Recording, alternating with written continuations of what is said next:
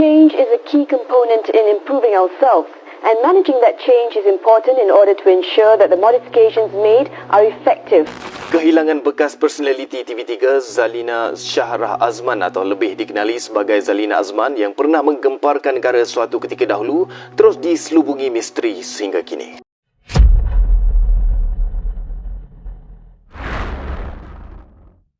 Sudah lebih 4 tahun sejak kehilangan misteri bekas pembaca berita terkenal Zalina Azman atau nama sebenarnya Zalina Shahrah Azman, namun sehingga hari ini tanda tanya itu masih belum terjawab. Sejak kali terakhir dia dihubungi pada November 2021, tiada kabar, tiada jejak jelas dan tiada pengesahan tentang keberadaannya. Kehilangan seorang figura media yang pernah menghiasi kaca televisyen negara ini bukan sahaja mengejutkan dunia penyiaran, malah mengundang rasa hiba dalam kalangan keluarga, rakan-rakan serta rakyat Malaysia yang masih mengingati wajah dan suaranya. Kehilangan Zalina mencuri perhatian masyarakat dengan usaha menjejakinya dilakukan besar-besaran, membabitkan kerjasama Jabatan Imigresen, Jabatan Pendaftaran Negara, Kementerian Kesihatan dan Bank Negara. Kini, selepas lebih 4 tahun berlalu, persoalan yang sama masih bergema. Di manakah Zalina Azman? Adakah dia selamat atau ada sesuatu yang masih belum terungkai? Kes ini kekal sebagai antara kehilangan paling misteri melibatkan personaliti media di Malaysia, dengan harapan keluarga dan sahabatnya masih belum pernah padam untuk melihat dia kembali.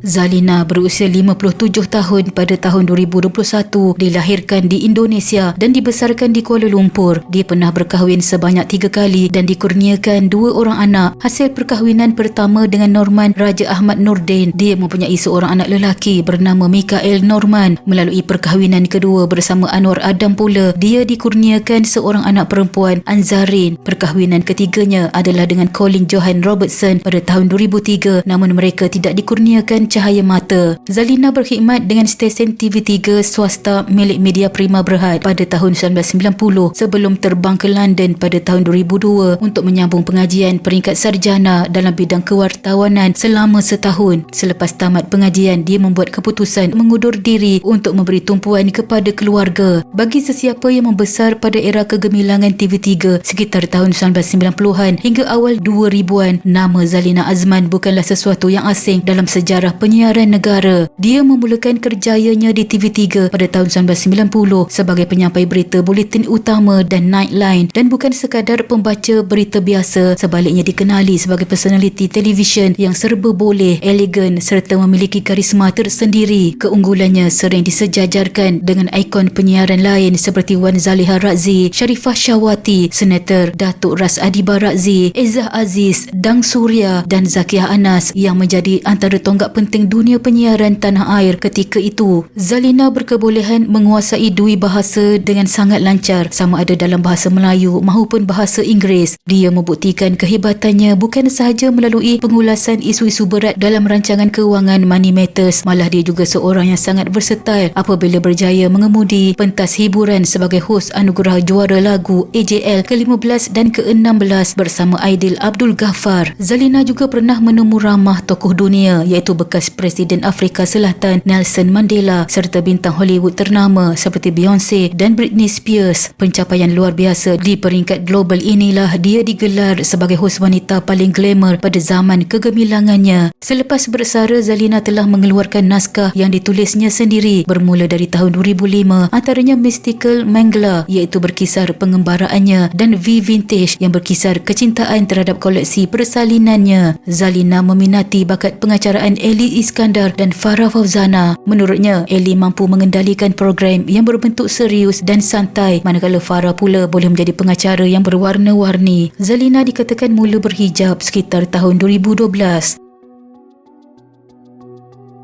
Pada November 2021, Zalina tiba-tiba hilang tanpa sebarang petanda jelas. Anaknya, Mikael Norman, berusia 33 tahun ketika kejadian, mula cuba menghubungi Zalina sejak 24 November 2021 untuk memaklumkan datuknya iaitu bapa Zalina dimasukkan ke hospital, namun tidak mendapat sebarang respons melalui telefon atau mesej. Pada 29 November, Mikael dan bapa saudaranya datang ke rumah ibunya yang dipercayai tinggal sendirian di Seksyen 3 Shah Alam, Selangor. Lumpur. Dia mendapati kereta ibunya berada di tepi rumah dan keadaan di dalam rumah tidak tersusun. Turut ditemui beg duit milik ibunya yang masih mengandungi kad pengenalan, lesen memandu, kad bank, kad kredit, kunci kereta serta wang tunai RM600. Namun Zalina tidak dijumpai selepas segala usaha pencariannya dijalankan. Pemeriksaan polis mendapati keadaan di dalam rumah yang tidak tersusun adalah disebabkan kediaman itu sedang dalam proses pengubahsuaian untuk menjadi sebuah galeri. Lebih misteri apabila Zalina dikatakan keluar sehelai sepinggang berdasarkan penemuan barang peribadi di kediamannya. Berdasarkan siasatan awal polis, telefon bimbit Zalina terakhir aktif pada 20 November 2021 menunjukkan kemungkinan dia hilang lebih awal daripada tarikh laporan dibuat pada 29 November 2021, tetapi tiada penjelasan lanjut diberikan oleh siasatan. Difahamkan pelbagai usaha pencarian telah dijalankan namun Zalina masih gagal ditemui. Susulan itu pada 18 Julai 2022, Ibu Pejabat Polis Daerah IPD Shah Alam telah membuat hebahan kepada orang ramai bagi membantu siasatan dengan menyiarkan gambar serta butiran peribadi Zalina yang berketinggian kira-kira 158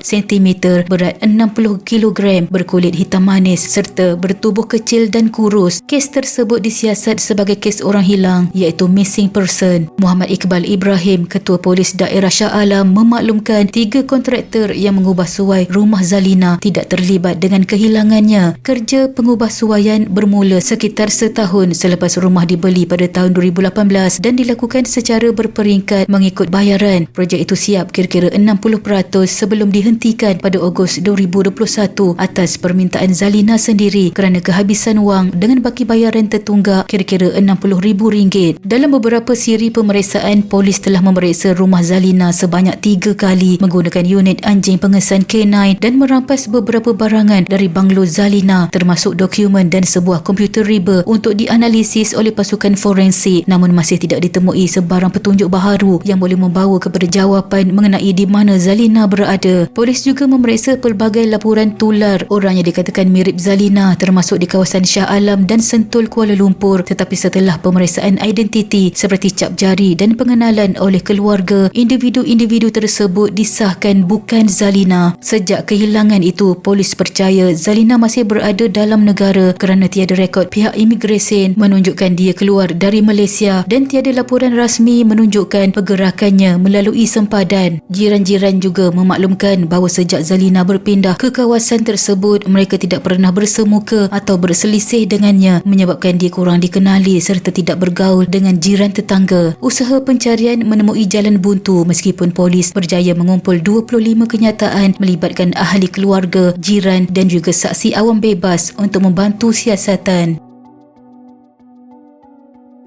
Senator Datuk Ras Adi Barakzi, sahabat rapat kepada Zalina Azman, menyuarakan keprihatinan terhadap kehilangannya melalui kenyataan media dan hantaran di media sosial. Dia turut memaklumkan pernah bertemu keluarga Zalina di balai polis serta menyatakan mereka amat bimbang namun masih berharap Zalina akan ditemui. Menurutnya, usaha turut dilakukan untuk mendapatkan kerjasama syarikat e-hailing bagi menyebarkan maklumat mengenai kes tersebut supaya lebih ramai pihak, khususnya pemandu yang bergerak secara meluas, dapat membantu menyalurkan sebarang maklumat. Dia turut menyeru orang ramai membantu usaha mencari Zalina dan menggesa sesiapa yang mempunyai maklumat supaya segera memaklumkannya kepada pihak berkuasa. Ras Adiba menggambarkan kehilangan tersebut sebagai sesuatu yang misteri dan menyentuh rasa peribadi serta kebimbangan terhadap keselamatan sahabatnya. Ras Adi Barakzi mengakui dia dapat merasai sendiri kegetiran dan kesedihan yang menyelubungi sahabat baiknya Zalina ketika pertemuan terakhir mereka sekitar tahun 2020 sebelum pandemik COVID-19 memuncak. Dalam pertemuan tersebut, dia merasakan pelukan terakhir daripada Zalina seolah-olah memberi bayangan awal tentang duka yang sedang ditanggung olehnya. Pada waktu itu, Zalina ada memaklumkan kepadanya bahawa dia sudah pun berpisah dengan bekas suaminya dan merancang untuk berpindah ke kediamannya di Shah Alam, Selangor, iaitu lokasi yang sama sebelum dia dilaporkan hilang. Malah Zalina sempat mengajaknya untuk berkunjung ke rumah tersebut, namun apa yang lebih merisaukan adalah keadaan fizikal sahabatnya yang kelihatan sangat sangat susut, jauh berbeza daripada penampilan sebelum ini. Perubahan drastik pada tubuh Zalina itu sebenarnya telah mengundang pelbagai persoalan mengenai masalah yang mungkin sedang dihadapinya. Walau bagaimanapun, Ras Adiba beranggapan bahawa perubahan bentuk badan adalah sesuatu yang subjektif mengikut faktor usia, maka dia memilih untuk tidak bertanya lebih lanjut demi menghormati privasi sahabatnya itu. Baginya, setiap manusia mempunyai kekurangan dan jalan cerita hidup yang tersendiri dan tidak mustahil jika Zalina banyak memendam rasa secara sendirian. Sebagai seorang teman yang setia, dia sentiasa memberikan sokongan moral walaupun menyedari Zalina adalah seorang yang sangat menjaga ruang peribadinya sehingga mewujudkan batasan tertentu dalam hubungan mereka. Namun memori pelukan erat yang penuh dengan emosi itu tetap terpahat kemas sebagai tanda ikatan persahabatan mereka sebelum Zalina hilang tanpa dikesan.